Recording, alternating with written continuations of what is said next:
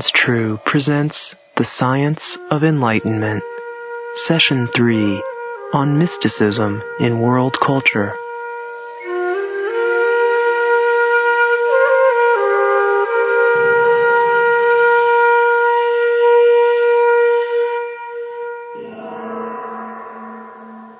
One of the most interesting things to me intellectually that I ever discovered was the fact that the cultivation of high states of concentration is a ubiquitous worldwide phenomenon, and in fact is the common thread that links the mystical core of all of the major spiritual traditions of the world. When I first started to meditate, I practiced meditation for many years in the Buddhist context. At first, my mind wandered like crazy, of course. My teacher had me focus on my breath, and I'd try to bring it back, and it would wander, and I'd try to bring it back.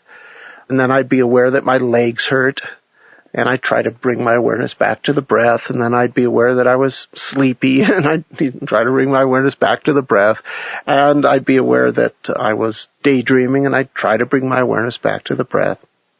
After a period of time, it came back more readily, and I noticed that the voice that usually screams in my ear was a little less imperious, a little less loud, seemed to be fading a bit into the distance. I noticed that the pain in my body seemed to bother me less when I was in that more focused state. My breath would slow down. I started to fall into states of higher concentration, and it was wonderful. I went to my teacher and I said, something really interesting is happening. When I sit towards the end of the sit, my breath sort of slows down of its own, things get sort of peaceful, and it's easier to have my awareness rest on the breath. He said, "Oh, that's good. That's very good. You're starting to enter into samadhi." Now, samadhi is a term in the Buddhist tradition that is used in various ways. One of the ways in which it's used is as a general term for any state of concentration, whether light or deep. It's also used in some other ways, more specific ways, which we'll be talking about in a while. I thought, wow, yeah, that's really great. I had studied Buddhism academically. I practically had a PhD in Buddhist studies at that time. I knew how to say samadhi in classical Chinese and in Tibetan, and I knew the derivation of the word from Proto-Indo-European, but I had never experienced it. And now I knew. I had an experiential referent. Oh, this is what I've been reading about in all these books over these years. He said, yes, that's what we call samadhi. Of course, it's just the beginning. Your job now is to vastly deepen it. And then he said something that just totally blew my mind. He said, your job is also to stay in that state all the time. All the time. And I said, I could barely get into that state after sitting for an hour making this Herculean effort to be focused. How could I possibly stay in that state all the time? Well, he was a Zen teacher, and he just said, do it. He didn't explain any details. So I just tried, and eventually I found that I could do it with simpler activities and then more and more complex activities. It took a number of years before I could more or less live with some contact with that state no matter what I was doing. So this was quite an eye-opener to discover that this was possible, this samadhi experience or high concentration presence could be developed. As that became more and more a central theme of my life, I came to appreciate, you might say, the power of the Buddhist tradition that had this methodology for developing this that anybody could follow. Because, however, I had learned this initially totally within the context of Buddhism, in Asia, speaking Asian languages, I originally thought that this was only found in Buddhism. What happened then was interesting. I went to a Zen retreat when everybody was coming in to do this Zen retreat. And, Zen retreats in Japan are pretty tough. I call it samurai boot camp. We're all sitting down, about to begin this 1 week. It's called sesshin in Japanese, 1 week of intensive training. I notice that there's another foreigner. And not only is there another foreigner at this retreat, it's a Roman Catholic priest. Well, it turns out this was Father William Johnston. He is an Irish Roman Catholic priest, in fact a Jesuit, who has lived virtually his whole life in Japan as a missionary, but a kind of unusual missionary. You might say a bidirectional missionary. Because when he first came to Japan, he felt that he would never be able to understand the Japanese and therefore propagate Christianity unless he understood the soul of the Japanese people, which he could only understand by having the Zen meditation experience. And this, by the way, I should say, was not unique to him. Most of the Jesuits that I knew that were around him that lived in Tokyo all did Zen meditation. He had already had, say, at least a decade, probably more, of Zen training, and he'd written several books. One was called Christian Zen. Later on, he wrote many other books. Getting to know him was a big eye-opener for me, because it turns out that their interest in meditating and learning about Zen was not just to understand the Japanese, but also to recontact something that had been more or less lost within the Christian tradition. That is the whole tradition of concentrative meditation that was developed over many, many centuries in the West. What I learned from this Father Johnston, because eventually we became friends, was that the same state of high concentration focus with the same physiological concomitants and the same impact on a person's life was a central feature of Christianity until just a few centuries ago. That was mind-boggling for me, because I had no idea that this stuff existed outside of Buddhism. But it was far more than that, because he had a library, his own personal library in Tokyo, which was a library on worldwide meditation and mysticism. And he let me loose in that library. He'd let me stay there. Gradually, it dawned on me that the meditative technology, the state of high concentration, was central to all the religious traditions of the world. They all had a mystical or contemplative or meditative core.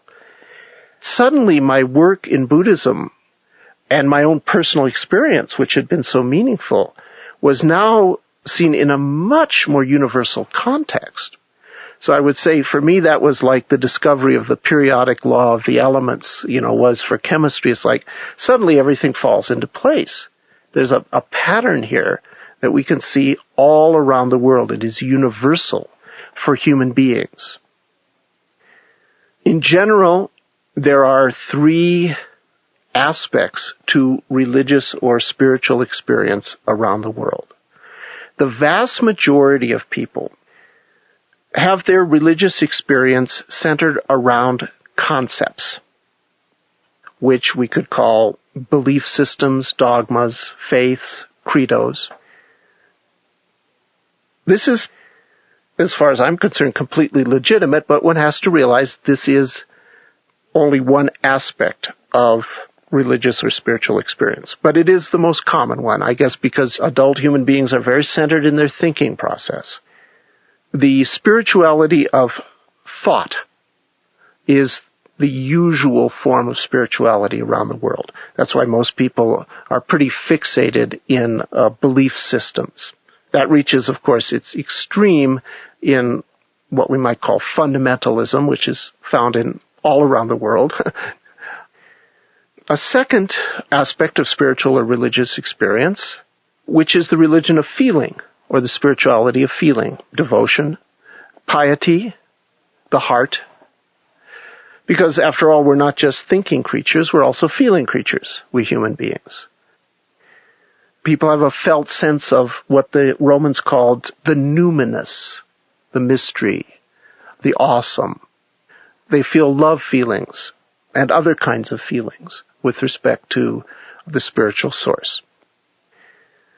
A lot of people have their spirituality centered in feeling, and that's called pietism in the West, or bhakti, devotion, in Sanskrit in the East. Of course, you can have a mixture of the religion of feeling and the religion of thinking. At this point in human evolution, most religion and spirituality is centered either in the religion of thinking or the religion of feeling, or some combination of those two. However, there is a third kind of spirituality, which is the one that I find most interesting. Typically, the people that participate in this third kind of spirituality, what sets them apart from the spirituality of thought and feeling is that they are familiar with the states of high concentration.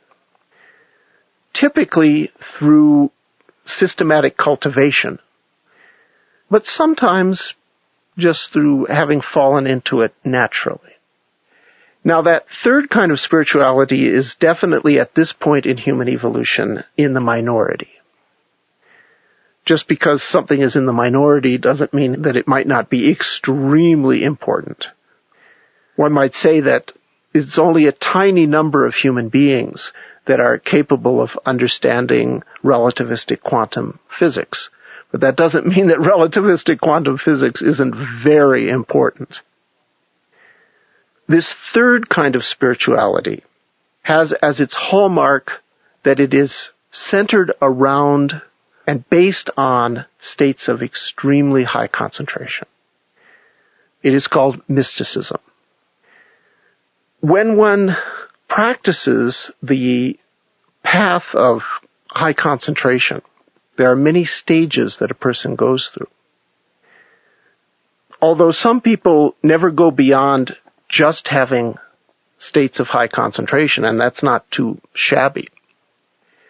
Many people use the concentration not as an end in itself, but as a tool.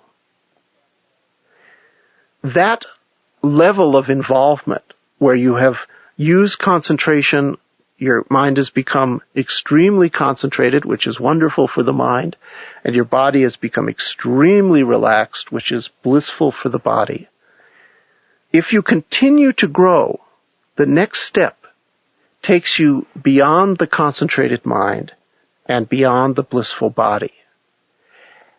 That experience in the Buddhist tradition is called enlightenment, because with it goes a kind of illumination or profound clarification with respect to the nature of experience, the nature of oneself, the nature of suffering, the nature of fulfillment, the really big fundamental issues. In science, when you crack a fundamental problem, thousands and thousands and thousands of specific applications come out of that one fundamental paradigm shift or insight. And you could call that a kind of illumination, a clarification. E equals mc squared represents an incredible clarification about two of the most fundamental aspects of the universe, energy and matter. So in the same way, the path of meditation ultimately has to go beyond the states of high concentration. Or we might say that the culmination of having cultivated and deepened and broadened the states of concentration, the culmination of that is an experience beyond conditions. The state of concentrated mind is a conditioned state. The state of the body feeling relaxed and good is a conditioned state. There's a step beyond that. That we could refer to as enlightenment. So all around the world, inside every major spiritual tradition, there have been a minority of people that have gotten involved in developing the high states of concentration. A number of those people have gone beyond the high states of concentration to this radical shift in consciousness, radical fundamental paradigm shift, a new understanding about what they are, what the world is, and what God is. So we could refer to that, if we wished, as enlightenment. And if we wanted to call the whole process a process of enlightenment, we could do so. The way I like to use the term, enlightenment is the culmination of the mystical path. The states of concentration are the tool. Of course, it's also a little bit misleading because there's not just one level of enlightenment. You might say that it's like a window opening up that never closes. Over the months and years and decades of your life after your initial enlightenment experience, that window opens wider and wider and wider. And a lot of times people think they're a heck of a lot more enlightened than they really are. Maybe for years, until hopefully they either mature or they meet a teacher that can kick them in the pants, show them how much more there is for that window to be open. It was quite mind-boggling for me to come to realize that all over the world and in every historical period, there had been people that shared this experience that had become so significant for me, that lived in the state that I was beginning to live in. And suddenly I felt a link to the mystics of the world, an experiential link, like, wow, this person lived 1,000 years ago here and had a belief system completely different from mine, but I know what this person's experience was. I just went nuts in Father Johnston's library, reading everything that I could about the meditators and the mystics of the world. One theme that becomes very evident is that in each one of the spiritual traditions, there tends to be a generic term for the states of high concentration. There are specific technical terms used to describe different depths or levels of that concentration. And you can actually take the systems and put them side by side and see which corresponds to which across the lines of Christianity, Judaism, Islam, Hindu yogic systems, for example, and Buddhist systems. And it's quite fascinating. Let's start in the West. The most common generic term in Christianity for this was prayer of quiet. It was considered in Christianity, anciently, in the Middle Ages, that there were two kinds of prayer. What we now normally mean by the word prayer, which is words and images and maybe feelings in the body. So that's thoughts and feelings about God, right? We talk to God, we think about God, we feel about God. That's what prayer means now. And that's one kind of prayer that was called discursive prayer. The prayer in the nature of a discourse, in other words, a conversation. Your mind is discoursing, it's running around. But rather, in contrast to that, would be non-discursive prayer, which was called the prayer of quiet, aka what the Buddhists call samadhi. You don't have to have those words and images. You don't even have to have the feelings.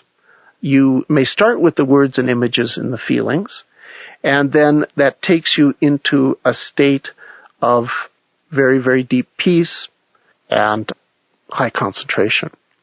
So that's the prayer of quiet.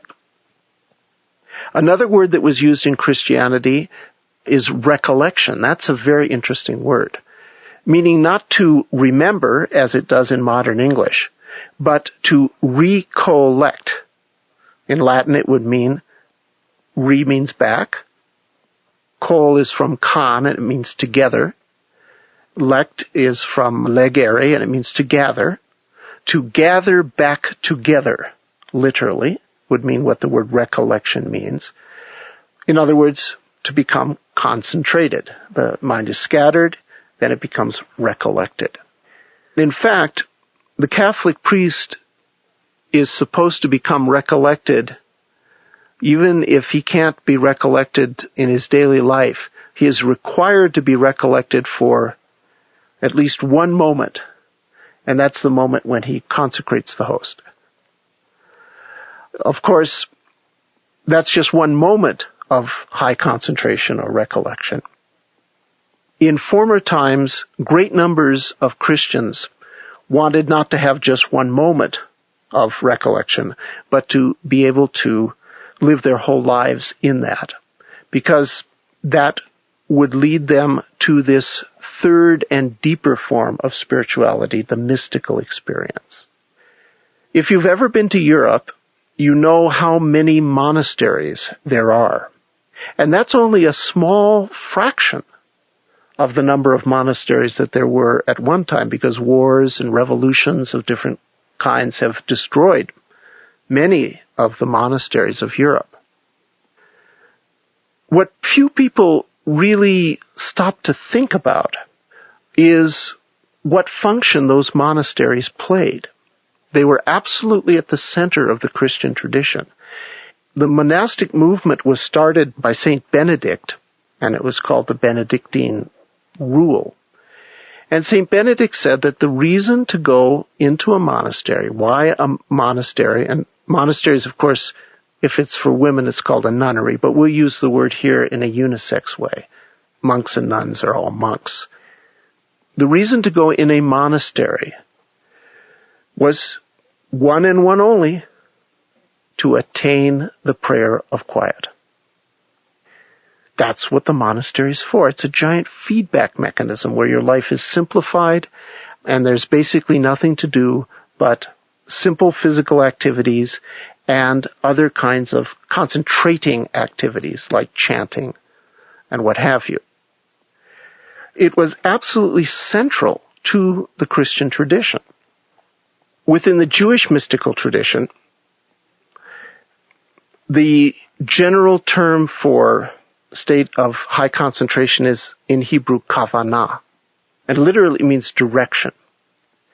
And there was a famous Jewish meditation master who made a statement that absolutely shocked the Jewish world. I like the statement. It's very offensive to certain people.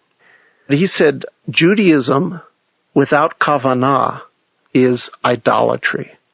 In other words, if you're going to the services and your mind is going here or there, and you're not in a highly focused state, you might as well be an idolater.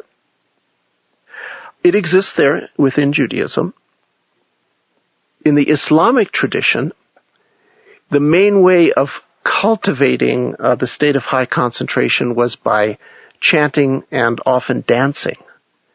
The people that did it were called Sufis.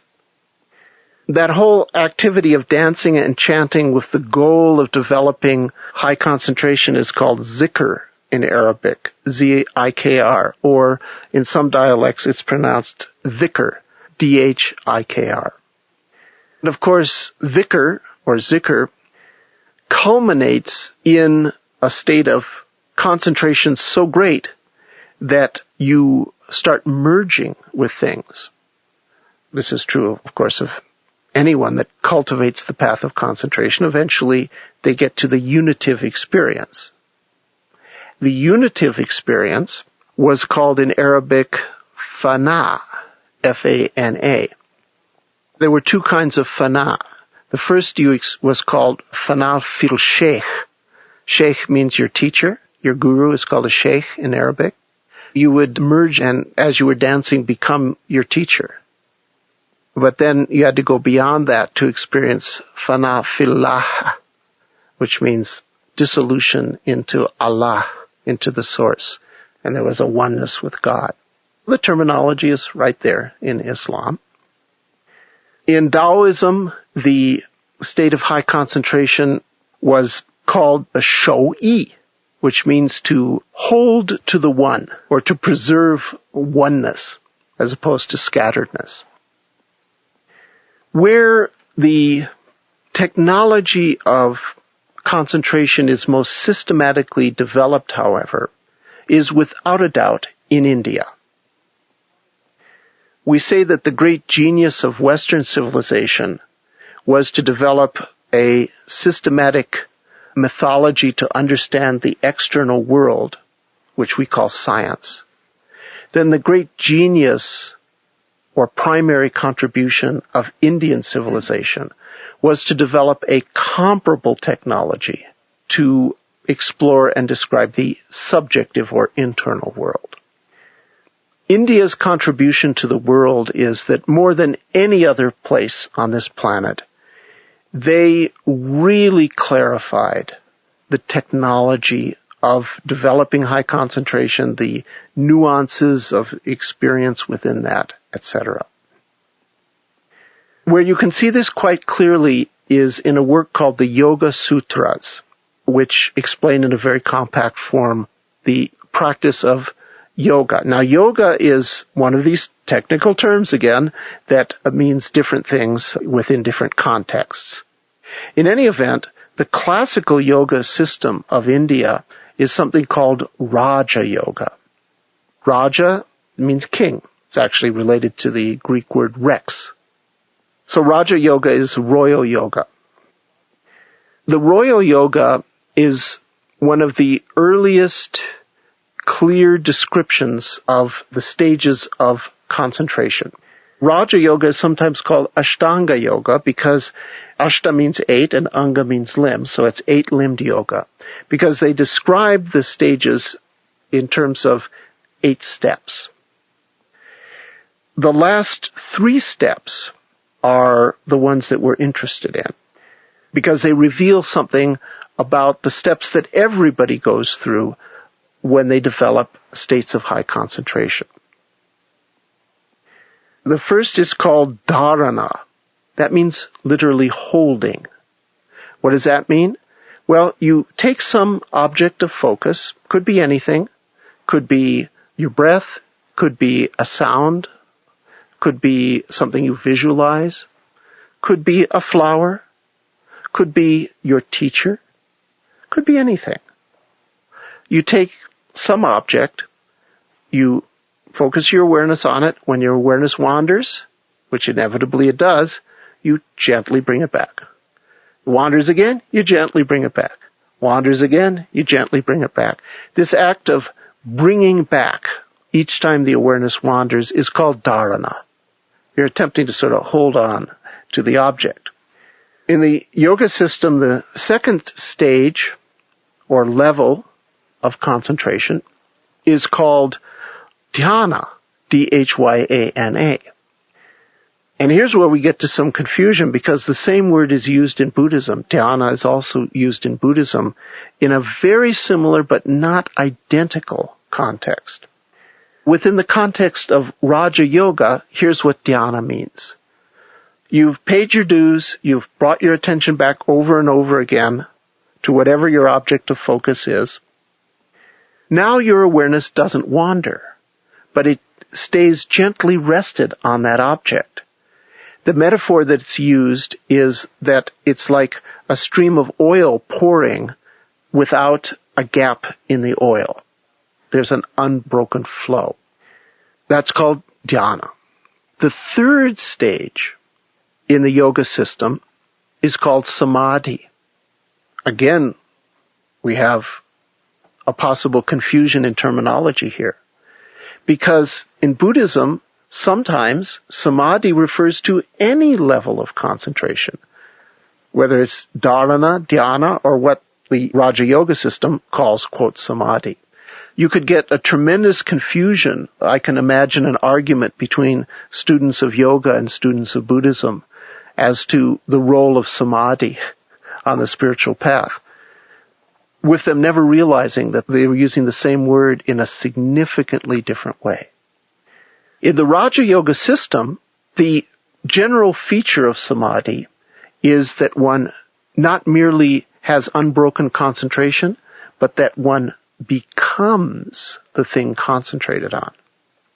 Now that may sound sort of mystical schmystical, but if you think about it, if you observe your day-to-day experience, whenever you see a flower or are with another person or take a bite of food, your awareness is divided. Part of it flows out into the, quote, object of experience, and part of it flows back into your own thoughts and feelings. The thoughts and feelings that create the sense of yourself, observing or interacting with it. So the sense of self versus other comes about because there's a constant division in the flow of our awareness. It goes partially into the so-called other, and at the same time, partially into the thoughts and feelings that create the sense of the self in contrast to the other.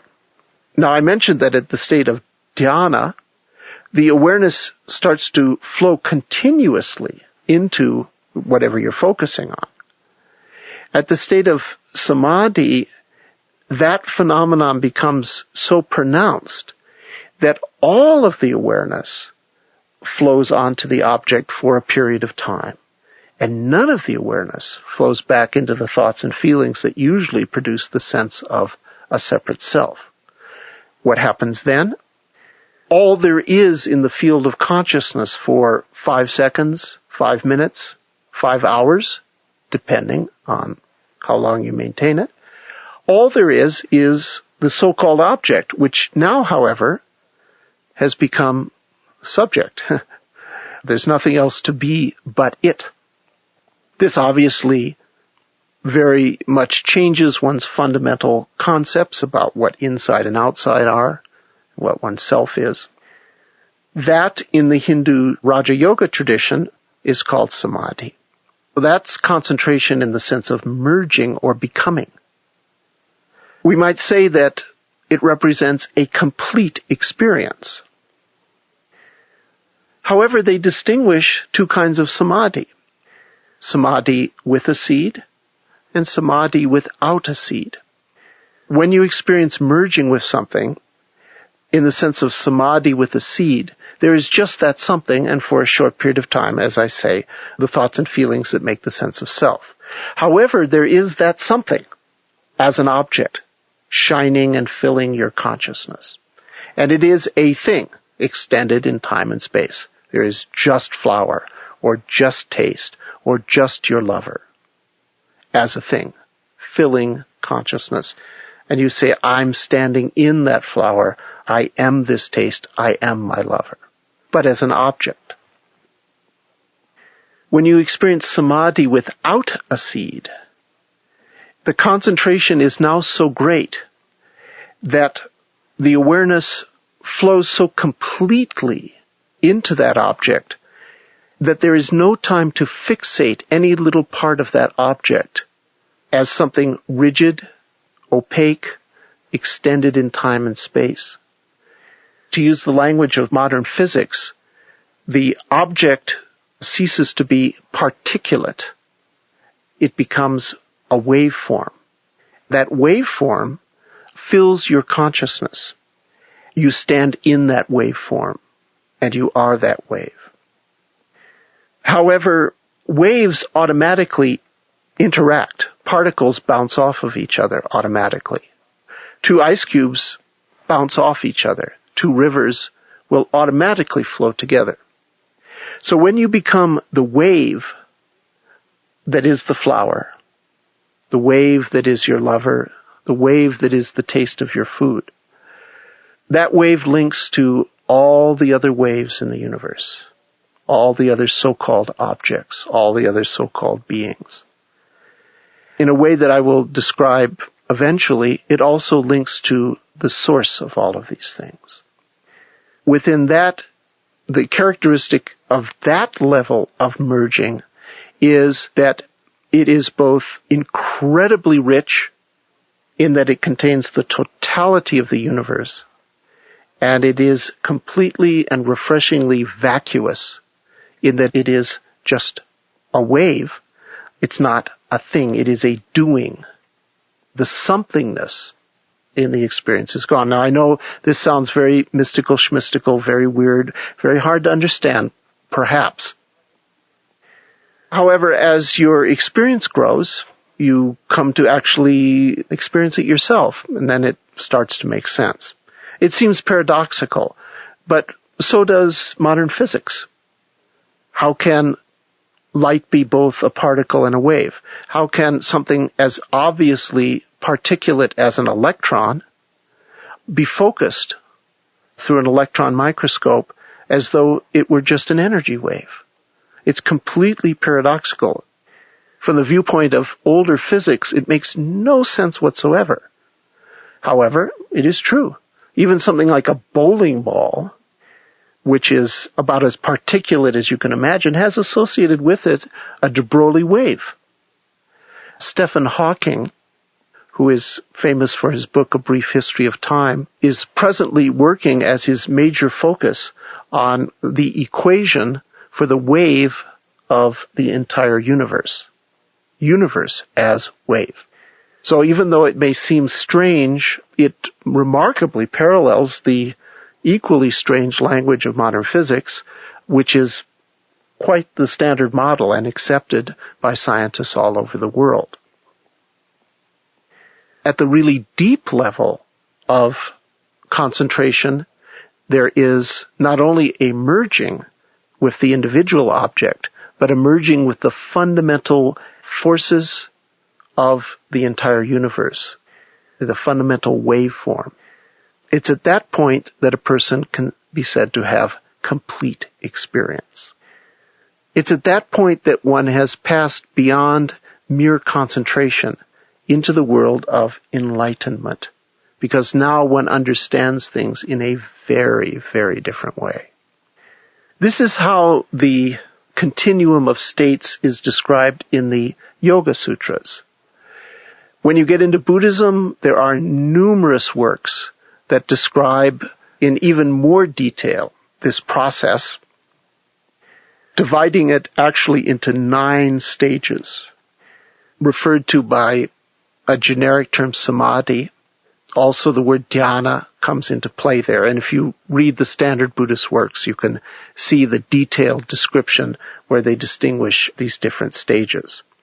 My point here is not to get into those details so much, but to merely sensitize you to the rather extraordinary fact that individuals living in different times, in different places, having totally different views of the world and religious beliefs, all describe a basically similar sequence of stages. And of course, most of these people didn't know about each other. Isaac Luria, the Jewish Kabbalist living in the 16th century in Palestine, never heard of Saint Teresa of Avila, and Saint Teresa of Avila certainly never heard of the Buddha. None of these people ever heard of Lao Tzu, okay? And yet, we can find a remarkable similarity in what they describe. In fact, we find 2 characteristics.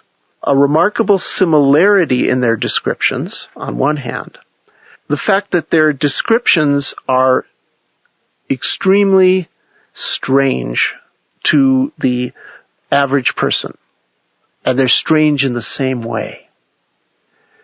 When you get people that have had no contact with each other, that have radically different views of the world, talk about something with tremendous passion that is very different from the way the great majority of people look at things, and they more or less line up, then we have to take notice. We have to say, wait a minute, there's something really universal going on here. Something really fundamental, significant, and human going on here. That's why the English writer Huxley, in search for a term to describe this universal mystical tradition, called it the perennial philosophy. Perennial means something that is constantly coming back. constantly popping up. This spirituality of high concentration, which then leads to something beyond the concentrated mind, constantly popping up at different ages, within different traditions, within different cultures. And not only does it come up within the major organized religions of the world, but it also comes up outside of the context of organized religion. It comes up within the secular context. There are secular enlightenments that happen to people. It doesn't necessarily have to be within a spiritual paradigm, but it's enlightenment nonetheless. Every once in a while, there are individuals who, perhaps through a performing art, like playing the piano, or dancing, or one of the martial arts, spontaneously enter states of very high concentration as they do that activity. Then, over the months and years, that state of high concentration during that activity deepens, goes through all the stages that I've described. And it also broadens, so that they find themselves, even outside of that activity, going into those states. Maybe they first experienced playing the piano, then notice that they would go into that state in other activities in daily life. Sports is another area where sometimes people fall into these states spontaneously. And then it may deepen and broaden enough so that we could really call it a legitimate meditation, even though they might not use the word meditation. Among those people that may develop high concentration through a particular secular activity, some of them occasionally go beyond the state of concentration. They don't just get completely focused when they dance, they become the dance. A person that has mastered all of the technical and feeling aspects of an art, a person that plays music, their technique is well developed and they have a lot of musicality, a lot of feeling with what they do, is a great artist. Is there an expression of art beyond that? Yes, there's an expression of art beyond that. Perhaps they enter into a state of high concentration when they do it. People that watch them are pulled into a state like that. Then that's one step beyond mastering your art. But there's one step beyond that still. It happens very seldom, but it does happen. The person in performing their art may enter into samadhi without a seed while they perform their art. At that point, they are no longer performing. The universe is manifesting through their art. And I do not mean that poetically. I do not mean that metaphorically. I mean that literally. Here we have the path of concentration and the path of going beyond concentration, the mystical path, enlightenment, in a completely secular context. I think it's an absolutely remarkable fact that there is so much similarity around the world. And as I say, it was one of the great eye-opening and mind-broadening experiences of my life to realize this. When we practice meditation, we may practice within a certain tradition. We are linked to a global phenomenon that has been at the core of human experience all over this planet for a long time. In point of fact, it is probably the case that our very ancient ancestors, before the arising of civilization, when we were still in a tribal state, lived an awful lot of their life in a meditative state just naturally. And then with the arising of civilization, That becomes lost, and it's necessary to create conceptual frameworks and specific practice techniques to get back there. So we are linked with something very, very large when we practice meditation. And I think that's just a very wonderful and beautiful thing.